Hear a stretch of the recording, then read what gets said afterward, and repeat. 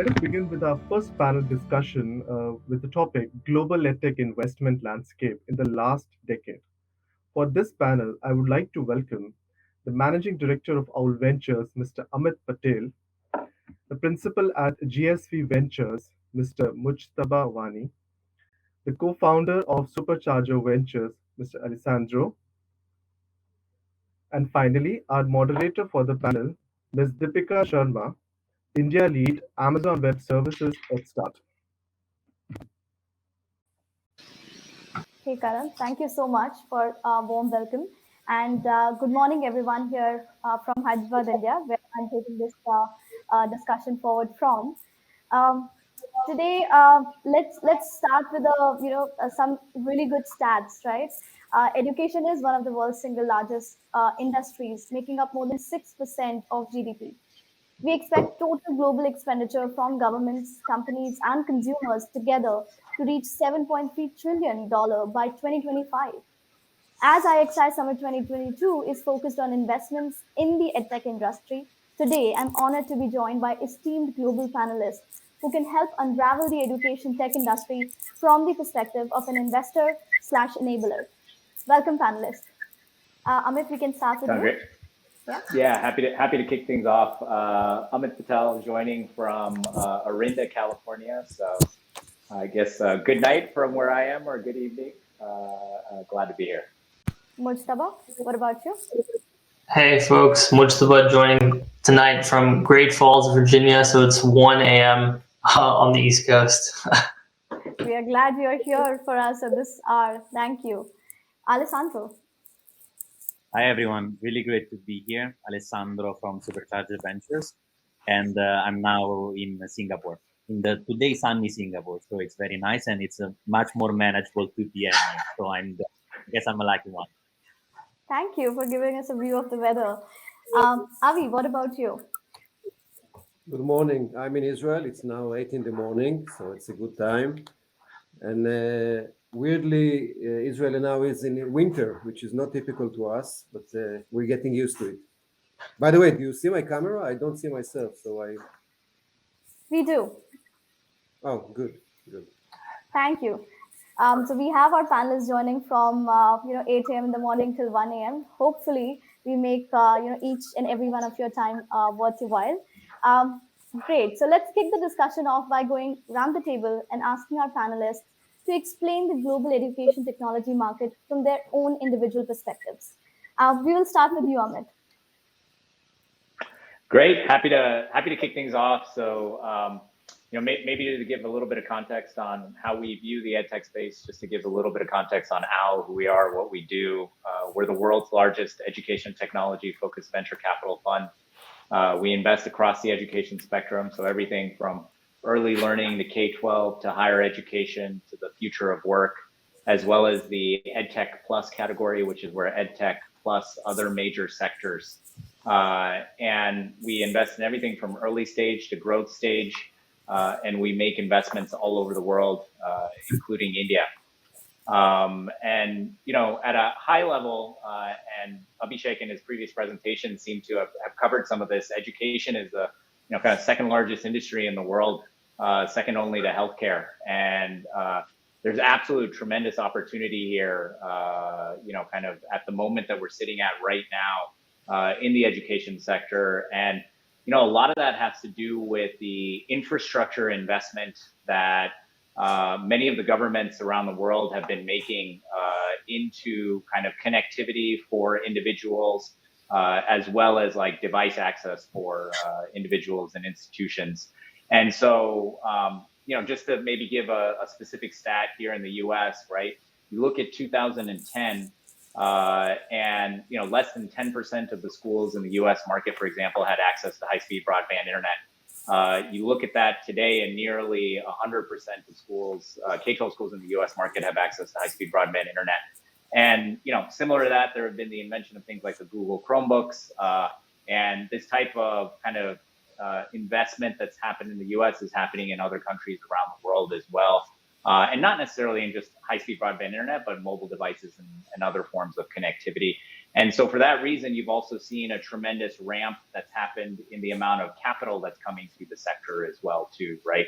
And so once again, going to 2010, call it $500 million that was invested into the edtech sector. And you look at last year and that number was closer to 21 billion.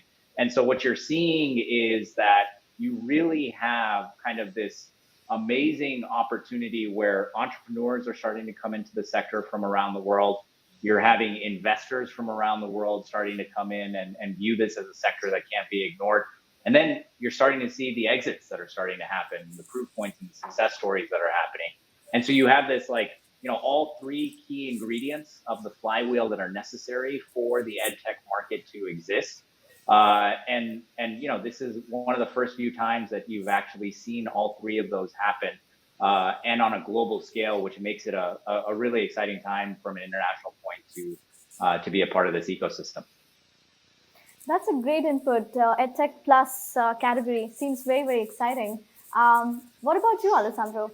What's your view? Great question to start with. It's really an exciting time. It might sound simple, but it's really an exciting time around the world. Just to give you also a bit of background of Supercharger Ventures, we are one of the largest, if not the largest, by portfolio size, edtech accelerators in the world. We're based in London and Singapore, and we really focus on the market, the European market and the Asia Pacific market, primarily Southeast Asia. And just to complement also what Amit was saying, it's really interesting to see that if we look back at 2019, vast majority, around 90% of the investment activity was between China and USA. And so what we are starting to see now is an ecosystem, an edtech landscape that becomes much more diverse and much more global. We are based in Europe and Asia because we do believe that these will be two tremendous opportunities for everyone. Really, of course, accessibility is a major issue, especially in Southeast Asia, and a lot is being invested. And I think what I would like really to, and then of course we will chat more about this, but really some of the things that are really exciting and some of the great opportunities is that now we might think that, you know, we're already seeing a lot of edtech activity, but I think it's really exciting because it's really the very, very, very beginning. If you even think about e-commerce in a way, right? Lately, we've seen so much more, and paradoxically, we were thinking we were kind of done with e-commerce.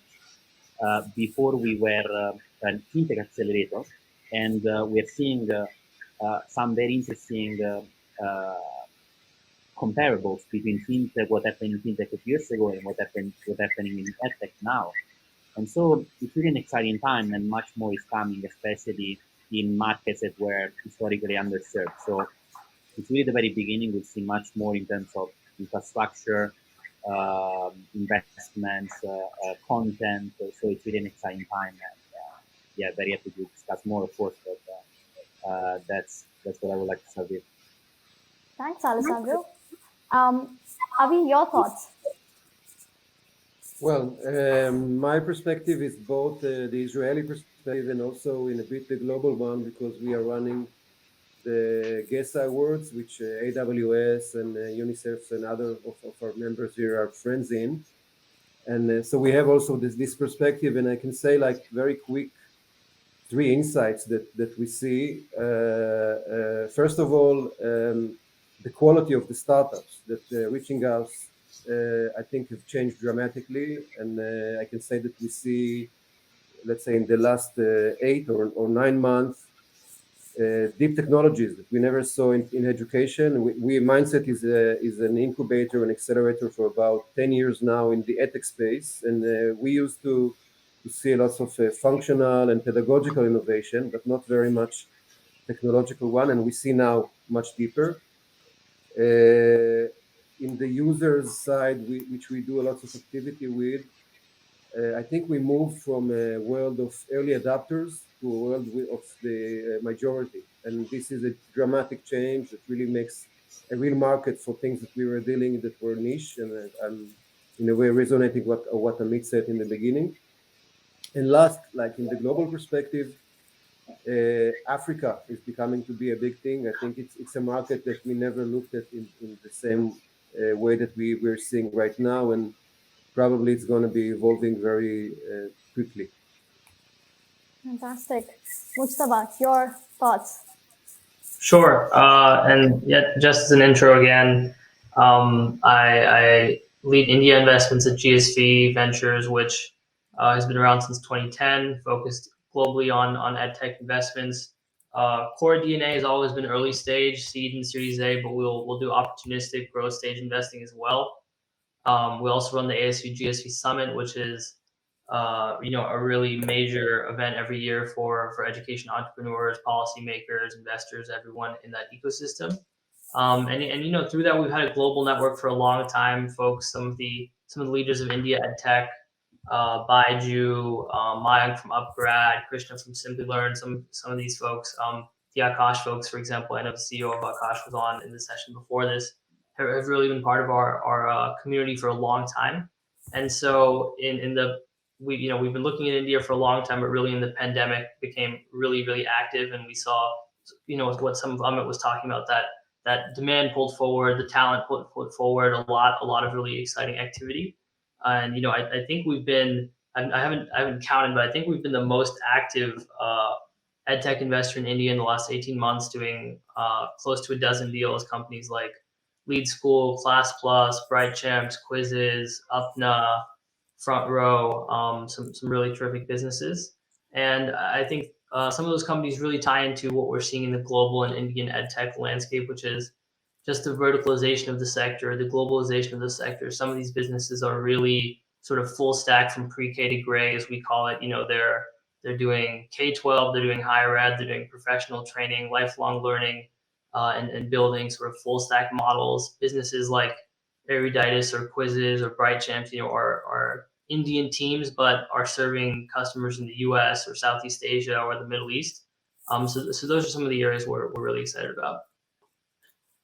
Fantastic. And I think these are very good, diverse perspectives. And I already see some of the questions pouring in. So our listeners are intently, here to learn more about your offerings as well. So just to set the context, right? So 50 minutes of discussions, and we'll open up for Q&A later. So your questions are duly noted, listeners. Going to the next part, India's education industry has gained huge momentum in the last few years. What is your view on India as an edtech market? We'll start with Avi this time.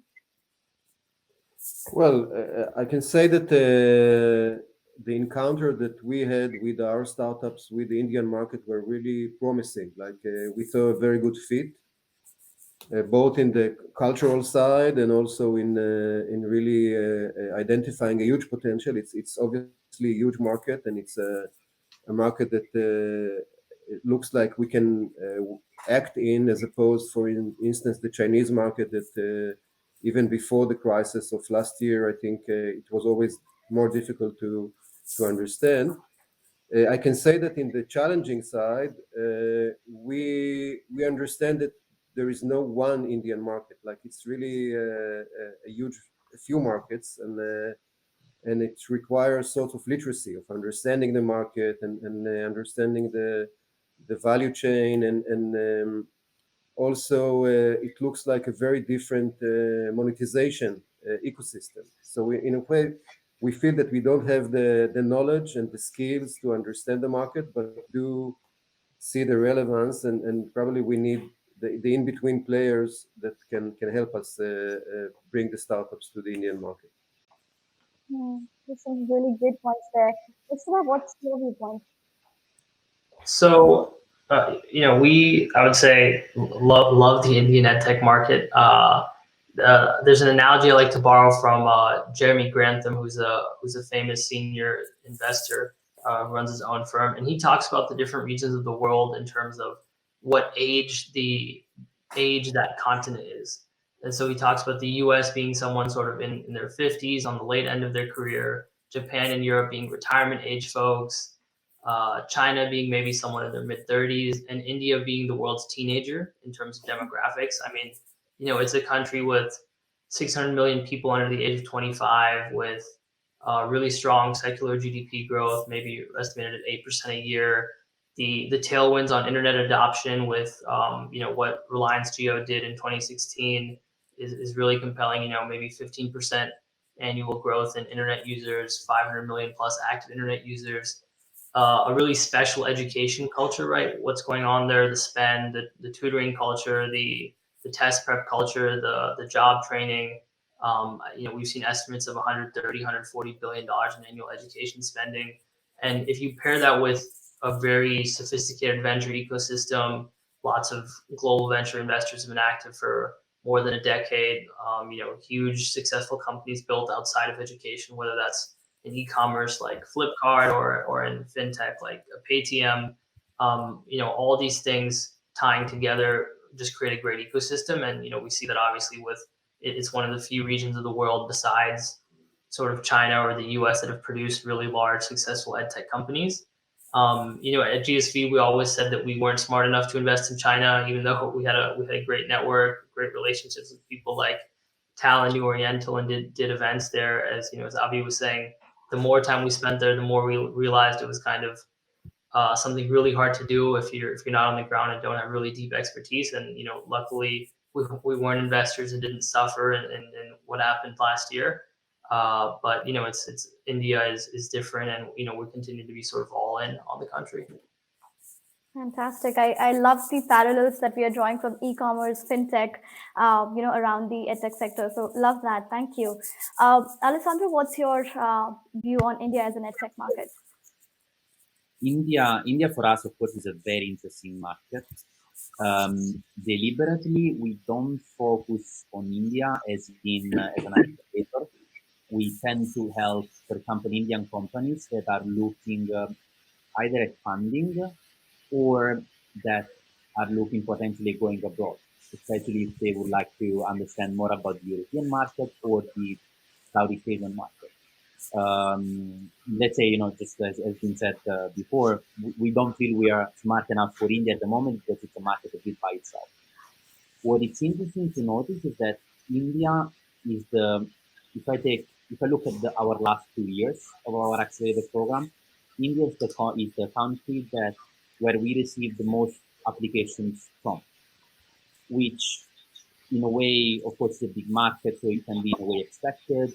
But what is interesting to notice is, and this is really much an empirical observation, is that the quality of the pitches that we are seeing is increasing over time, even at very early stage, which in a way is a good thing. And I'm also curious to hear what the other panelists think. But of course, the fact that more money are flowing into Indian startups, we are starting to see great success stories, such as the Byju's, the Unacademy, the Upgrad. Of course, this is a very positive thing for India and for the edtech market in India, because it's becoming a hot market. It's becoming a sexy market for investors, a very complicated one for sure, but it's attractive, and therefore more talents are getting into edtech in India, and so it's a very interesting market. Now the question is, and this I'm starting to, I want to follow closely because of course the question is, what type of companies, Indian edtech companies, can expand where and how? So I'm really curious to see more and more models of expansion. We are starting to see, of course, Byju's, a very famous example. They made some very interesting acquisitions in the US, and they are starting to expand pretty much by M&As. We are starting to see Upgrad focusing, for example, in the Southeast Asian market. They just opened a Singapore office. So what are the models that are really emerging in terms of expansion, and what other markets are similar to the Indian market, and how can this knowledge be leveraged for Indian founders? I don't really have the answer today, but it's something that I'm really watching closely today. Thanks for that. Amit? Yeah. So echo a lot of what the other panelists have said, and maybe picking things up where kind of Allesandro was talking about. It's our belief that India is certainly going to be an epicenter when it comes to creating some of the world's largest and most valuable education technology companies. I mean, with Baiju's, it's already kind of evidence of the fact that what's possible in India. And I'd say there's several key factors that lead to why India is such a unique market. So first, it's the local market in and of itself, right? Mujtaba talked about like kind of some of the demographics, some of the size of the population, some of the demand that you see just within the in the market of India itself. And so there's a tremendous opportunity within just India to build a significantly scaled company. Second of all, you're starting to see policy, which I know Abhishek touched on a little bit in his presentation as well, with things like the national education policy that was enacted over the last few years, and kind of just a significant amount of support that's coming out for allowing some of the maybe barriers that existed before, such as like, universities to offer online degrees and things like that. And so there's a real policy framework here that's kind of supporting education technology innovation. The third component is just the emphasis that's placed on kind of education within kind of India itself, right? And there's emphasis on specifically like STEM education as well. And the more and more of a digital economy that we're living in today, the more in demand these types of skills are. And so there's a willingness for individuals as well as institutions to really invest in these types of learnings as well as upskilling and reskilling, which really contribute to a vibrant like demand ecosystem for these companies as they are getting built. And then coming back to kind of what Allesandro was saying, is that India, given the fact that it's home to one of the largest English-speaking populations in the world, can not only build interesting solutions for the Indian ecosystem, but they really have the ability to build like a global company, right? And once again, we've seen that happen, in the K-12 sector, in the direct-to-consumer sector, in the higher education sector, as well as we're seeing it in like kind of the adult learning future of work sector. And so that's really amazing that, you kind of have these companies that have maybe teachers that are based in India that are working with learners and students from around the world, or are bringing together partnerships between, companies based in one part of the world, universities based in one part of the world, and students in another part of the world. And so I think that's what gets us really excited about the potential for companies in India. And the final thing that I'll say about India that's particularly unique as well is the entrepreneurial talent that exists in India, right? I think the speed with which entrepreneurs in India execute, how fast they kind of pivot based on like data and decisions, ability to grow their companies organically as well as inorganically, and just like the speed to which they get to scale. It's really unique and frankly makes it one of the most exciting areas to partner with entrepreneurs in the world. Perfect. Thank you. And I believe my cat is definitely enjoying this conversation as well. Thank you so much for that answer, Amit. I think I'm listening about these multi subsectors that you all highlighted about, right? It's a culmination of multiple sub-markets here in India. So going to our next question, we are seeing an upward trend in few subsectors like upskilling, reskilling solutions, or lifelong learning apps here in India. Could each one of you comment on subsectors within EdTech which you are observing quite closely? This could be around the world, in India. Maybe share that with our listeners a little bit. Open order. Anyone can take this question first. Sure, I can jump in, just building on what Amit was saying about NEP and sort of the regulatory framework in India. The emerging higher ed upskilling opportunity, both in India and globally, I think is really, really exciting.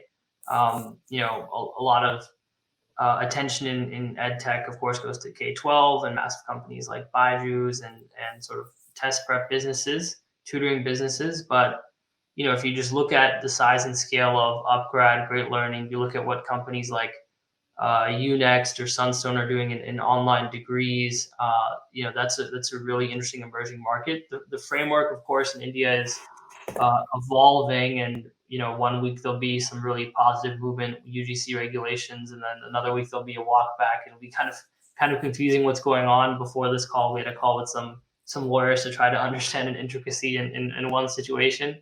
But generally, I think as a global tailwind, it's a really exciting area, and you can build really global businesses, right? Simply Learn is a Indian entrepreneur with sort of a half US, half India business, doing B2B training with university partnerships and working with some of the best enterprises globally.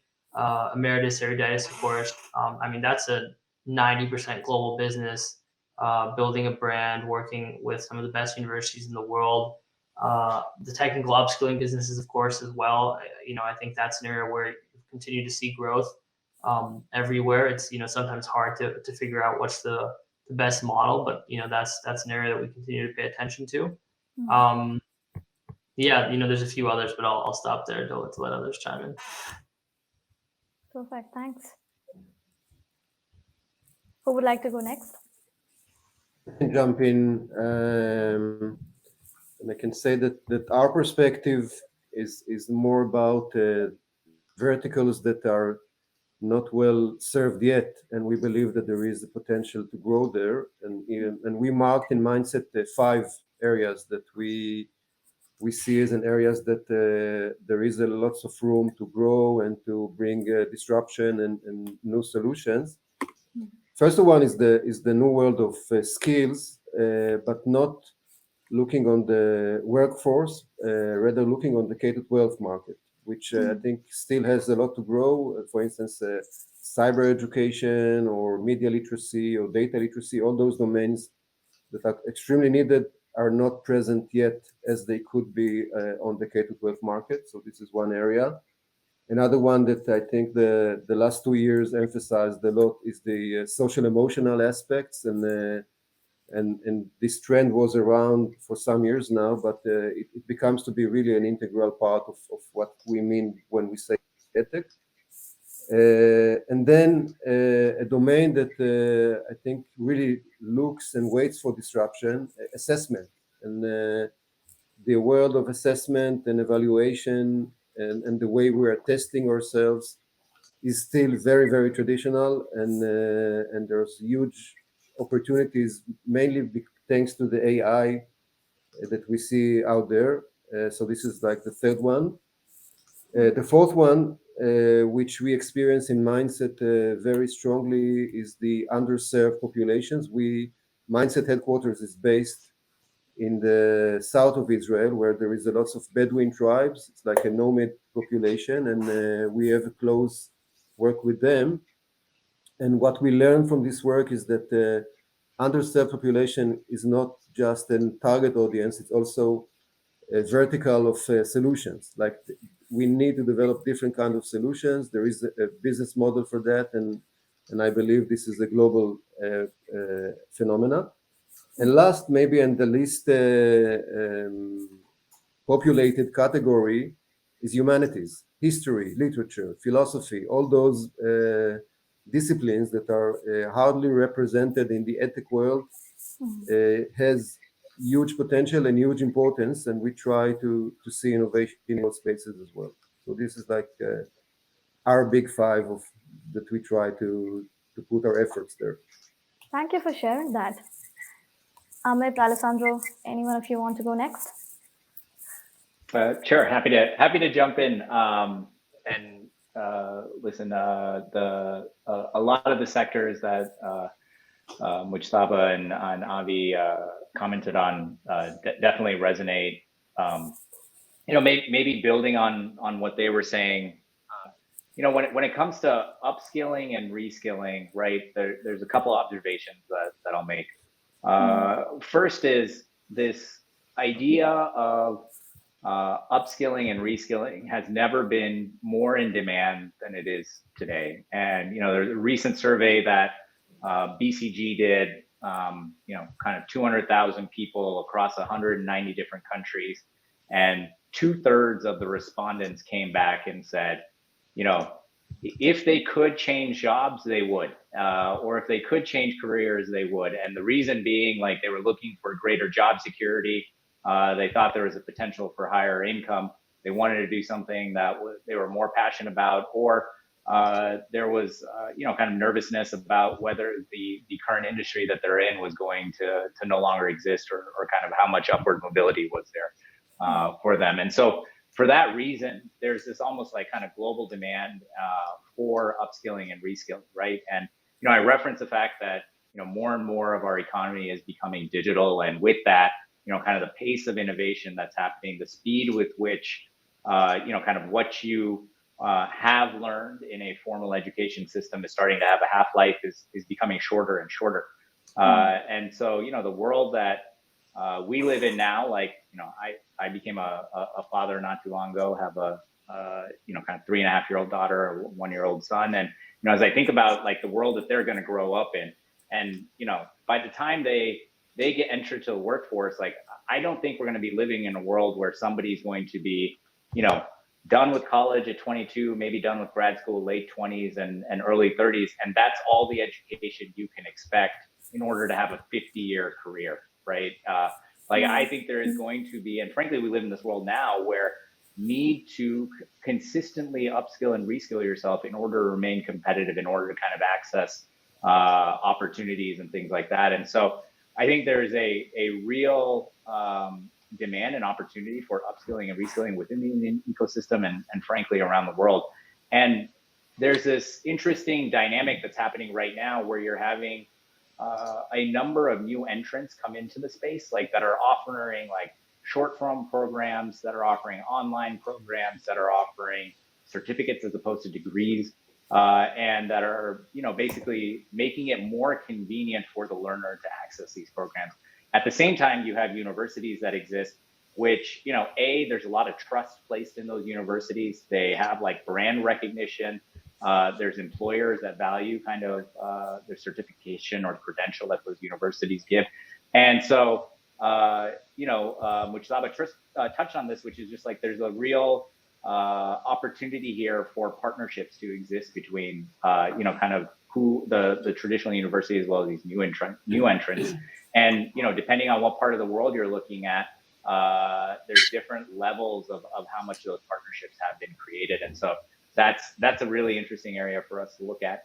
And then the second area that, kind of I briefly touched on was like kind of this EdTech Plus category, right? Where, we are starting to see education get interwoven with every other major industry that exists out there. And so, in India, for example, Leap Finance is a great example of EdTech plus FinTech, where, this is a company that's basically making it easier for students in India who want to go and study abroad to access kind of a student loan or some type of financing facility, as well as just navigate the entire process of kind of figuring out what program they want to attend and everything like that.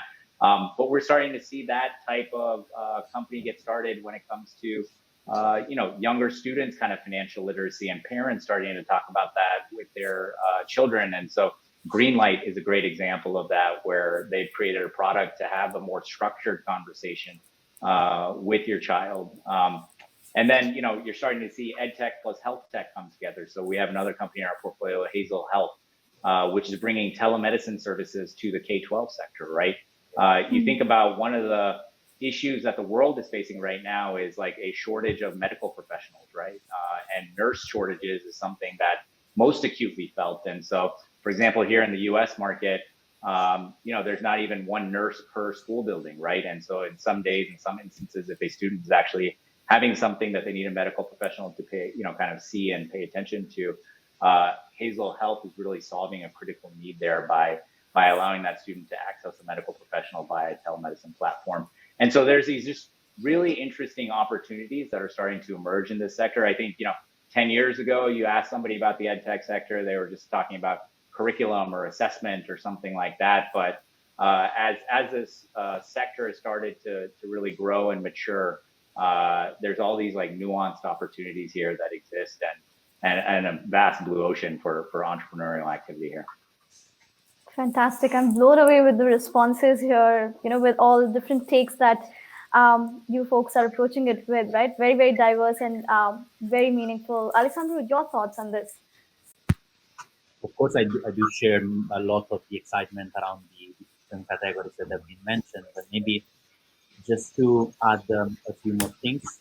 Naturally, I mean, we do a lot of work with the universities, especially in Europe, and really excited about AI tools, data analytics platforms that can help universities and I mean schools, of course, not just universities, really understand emo- educational needs and also maybe even more important in a way, the emotional well-being of students.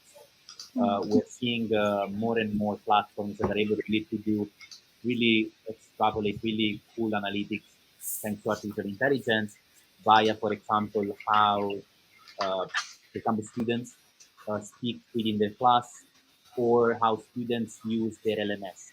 Naturally, here there is a whole big topic around privacy, security regulations, but from the perspective of the opportunity, that's really exciting. And also, it's something that educators are really interested in, especially university level, where they really struggle with engagement at the moment, what we're seeing, and therefore to justify the premium that they charge very often. Another very important thing, and something that we're really excited is if we think about, for example, also AR and VR, naturally it's a very exciting market. Uh, and we're really excited about startups that can also develop through digital content. I was seeing in the chat there was a question about the metaverse, if I'm not wrong, which of course, I mean, super, very early stage, very exciting. And but the real question is, when kids put a VR set on, like what do? Okay, you get the wow factor of the first 10 to 15 minutes, but how many solutions are there that can actually provide a real education experience using VR or using the metaverse? So I think that in terms of opportunities, I think the skills around really customer experience, around digital content, and around even digital graphic designs, that is something that we're really excited about. And complement also with this, especially if I think about Southeast Asia, of course, for EdTech aficionados and people who are excited on EdTech, sometimes, we tend to look at the solutions and we're excited about many things they can do. But sometimes startups really forget, especially with teachers sometimes. Teachers are super busy. Unfortunately, often are not paid well and they're not paid to innovate. So how can we make sure that solutions, especially used by teachers, are super easy, super intuitive, and they can really solve pain points? So we're really excited, especially in Southeast Asia, to see solutions that are extremely easy, but they can solve real pain points. And then maybe the last thing that I would like to mention is a trend that we are seeing in other industries, and I'm sure we'll see more and more in education, which is something that we will call embedded education. So today, we go to a class and we take an educational program. We know we are learning. It's clear. There is a curriculum instructed. But how can we learn while we are not necessarily doing something, an educational program? How can we learn while we are watching something, which is a movie, for example? How can we learn when we go to do a trip and we walk somewhere? So there is also this trend of in other industries, in finance, which is accessing financial services by other platforms. And when you're doing different things, the question that I'm really excited about is how can you access education while you're not at university, which is maybe something that is also really related to what Amit was saying, right? You go to university, you study, and then goodbye. How can we make sure we learn, even if we don't go to university in a way, but with other means, right? And so these are some of the areas that we're really looking and we're really excited about. Fantastic. You're definitely giving us a lot to think about. Love the responses and answer here. The next question is my personal favorite. We see evolution happening not only within the startup industry but also investment industry. Could you tell us how has the investment evaluation criteria evolved over the years and maybe call out specific changes which might be applicable to the edtech industry in particular? We will start with you, Mujtaba. Sure. I would say, we have a pretty simple framework at GSV that we call the 5 Ps: people, product, potential, predictability, and purpose. And I just really double click on purpose and how we look at companies, we really care about return on education, right? We don't just want to invest in education businesses that are, maybe lucrative, lucrative business models that we think will make a good return, but also businesses that we think can really scale and drive transformation, democratize access to education. And we're really proud of some of the investments we've made in India to that end. Lead School is an amazing K-12 business, K-12 SaaS company that transforms the affordable private school sector. We're co-investors in Upna with Amit, and that's an amazing business. Very early, only a 21 month old company, but with millions of users, just expanding access to job opportunities for blue collar, gray collar workers. And that's really how we think about investments. I would say changes, obviously, interest rates are rising, public market multiples have really come down. The most highly valued publicly traded education companies, Chegg, Coursera, Duolingo, are all trading 50% down from their 52-week highs.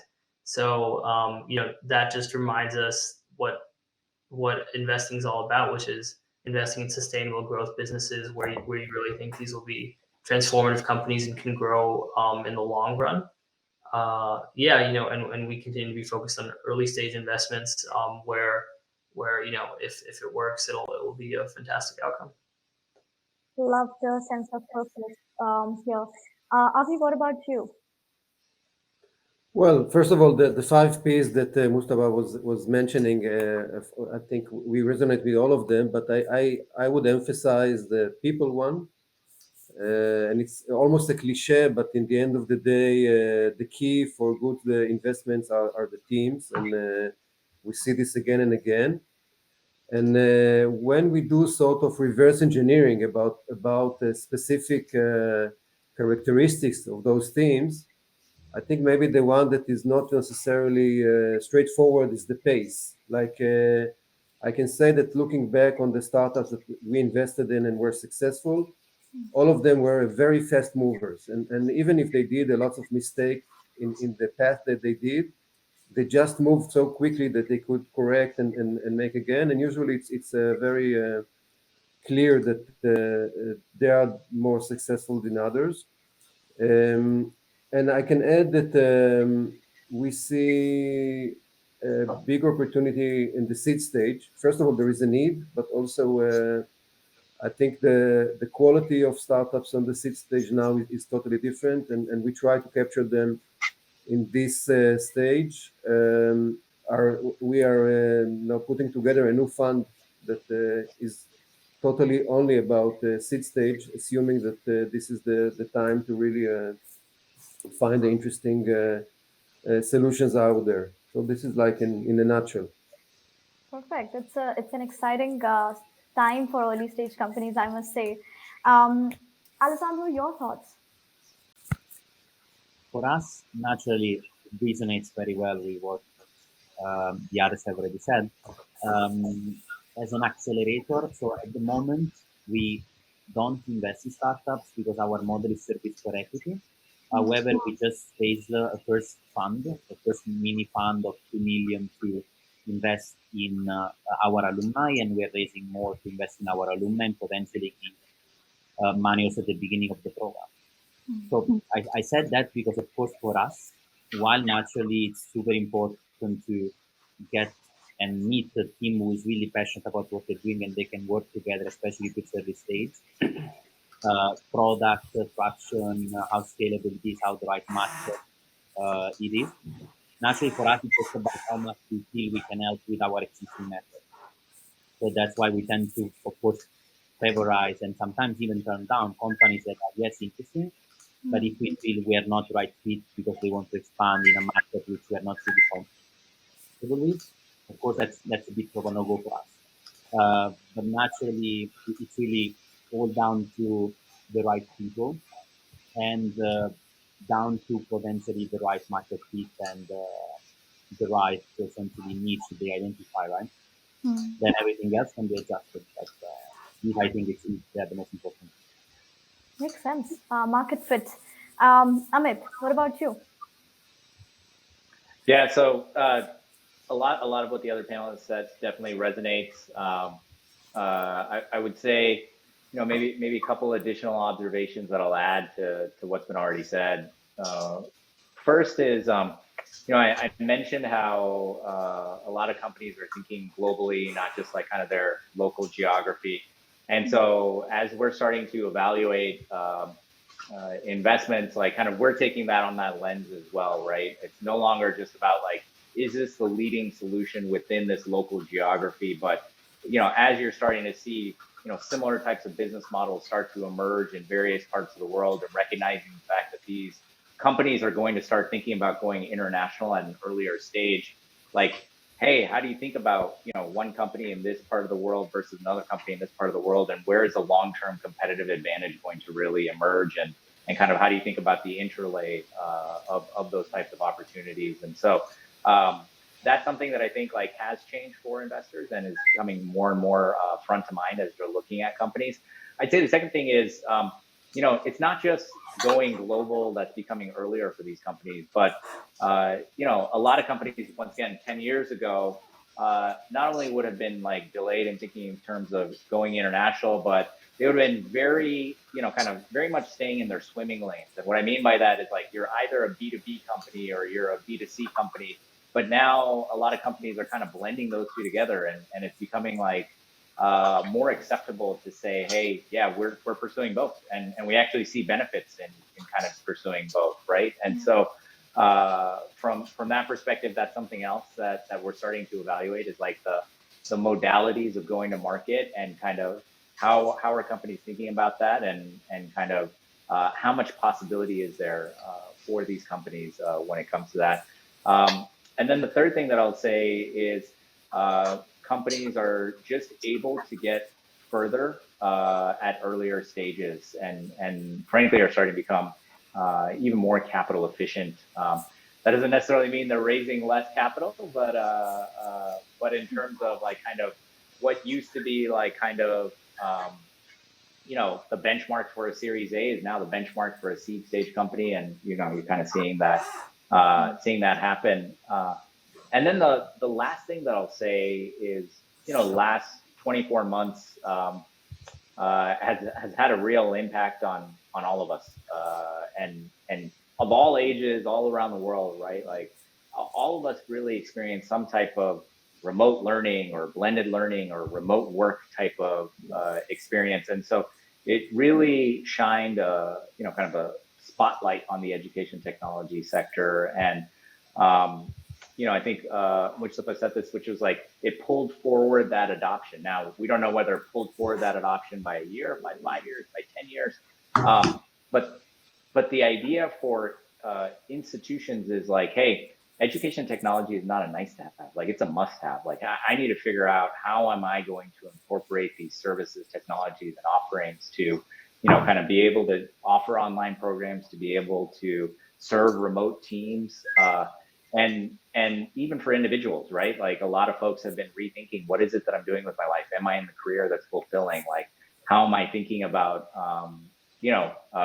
work-life balance and anxiety and all of that stuff? And Avi even mentioned like kind of this idea of like social emotional learning and things like that, and mental health. And so for all of those reasons, like, I think like there's a real opportunity here where you have a lot more users that have experienced the conveniences of education technology, the benefits of education technology, and there's a real opportunity to now kind of build on that experience.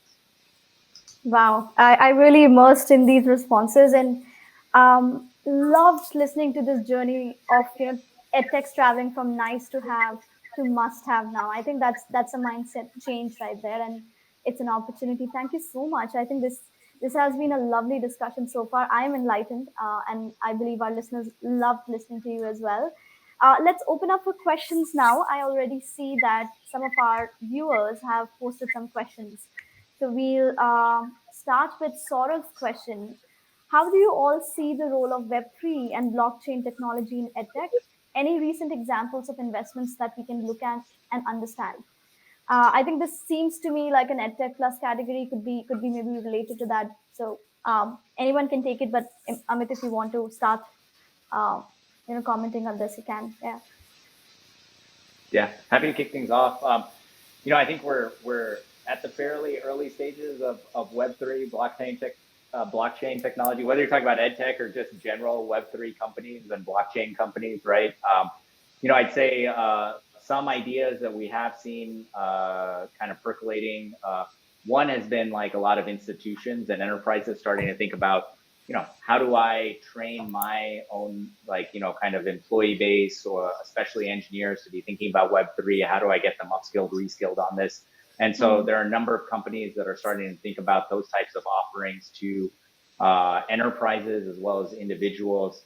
Another area that we're starting to see a lot of activity happen is kind of in communities, kind of self-organizing with this and kind of creating their own learnings, creating their own courses and things like that. And so, we have a company in our portfolio, Mighty Networks, which is effectively, kind of offering white labeled solution for online courses and things like that. And so, one of the areas that they're seeing a fair amount of activity in is on the Web3 side, where these communities are coming together and starting to offer content and courses and things like that. And so I'd say those are maybe two areas where we started to see some centers of activity happen.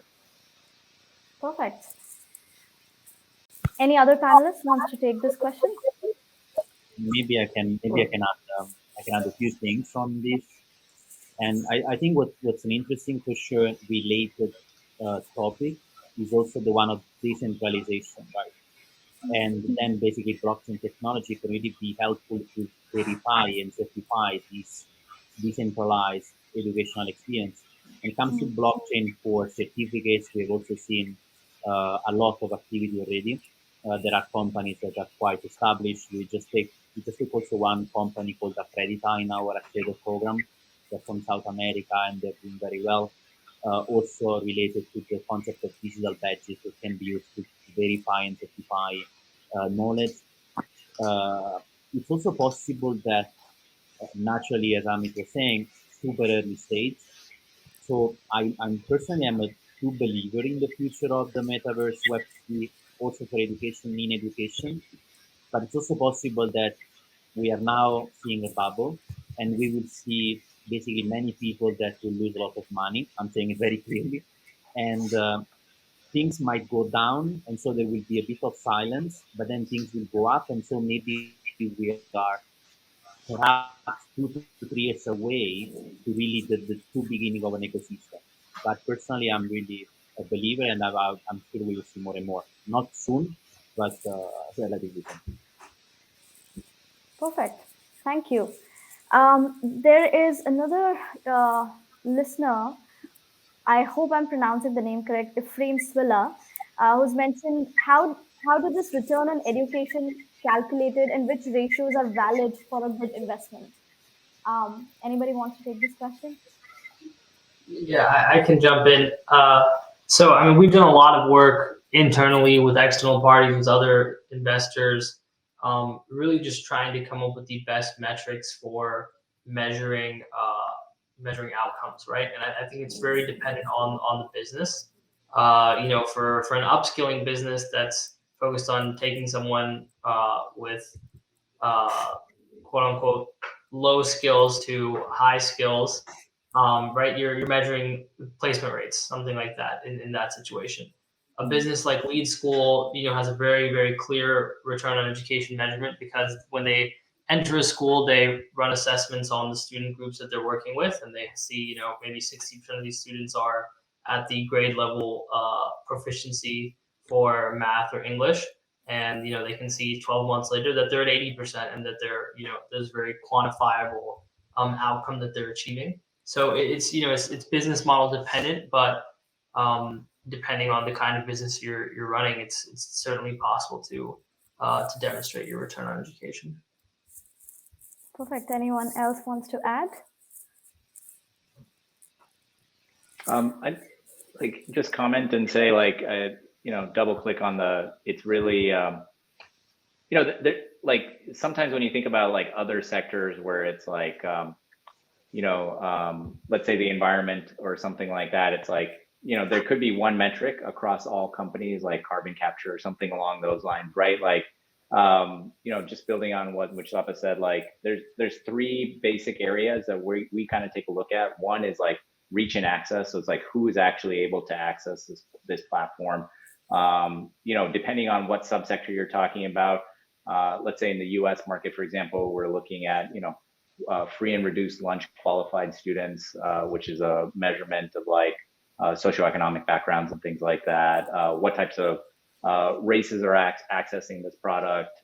If you're talking about maybe workforce related topics, it's like, first generation college graduates, what are the percentage of men versus women and things like that. And then, so that's bucket one. The second bucket is, kind of outcomes and efficacy work, right? Like, so what is the actual, like, is there a third party study that you did that kind of showcases the actual impact this is having?